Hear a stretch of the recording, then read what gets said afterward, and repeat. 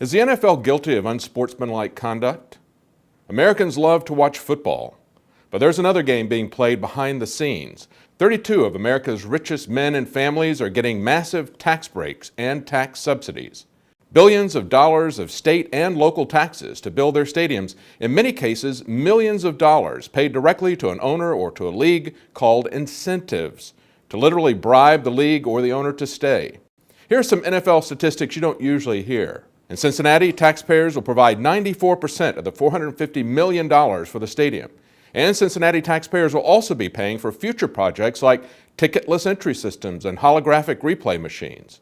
The Indianapolis Colts get $620 million from taxpayers. Green Bay Packers, $160 million. Kansas City Chiefs, $250 million. Dallas Cowboys, $325 million. Many of the owners are multi-billionaires, but that doesn't stop them from demanding hundreds of millions of dollars from taxpayers to fund their business. Stephen Ross has a $4.8 billion net worth, according to Forbes.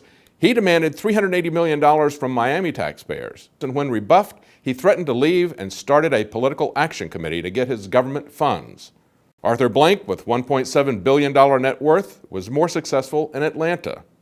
He got $200 million in taxes to build a new stadium, even though the old one is only 21 years old. Of course, when you include interest on the bonds, the total bill to taxpayers will be $450 million. It appears that once you become a billionaire sports team owner, you can go on public welfare.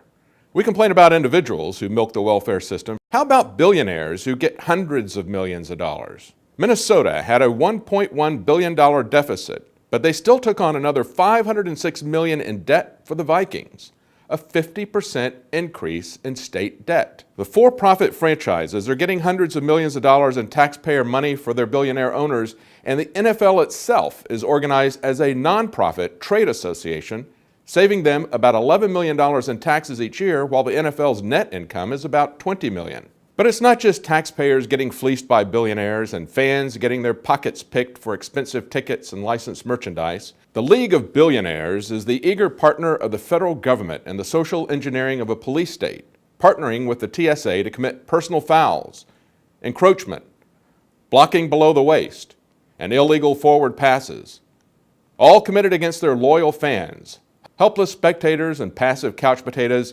mesmerized by spectacle while they're being robbed of their money and their rights by 32 of the wealthiest families in America. And now they've banned a wholesome, tasteful ad by Daniel Defense, precisely because it tries to get men out of their passive stupor and take their rightful role as family protector. Stand up to these billionaires who are robbing you of both your money and your rights. Boycott the NFL.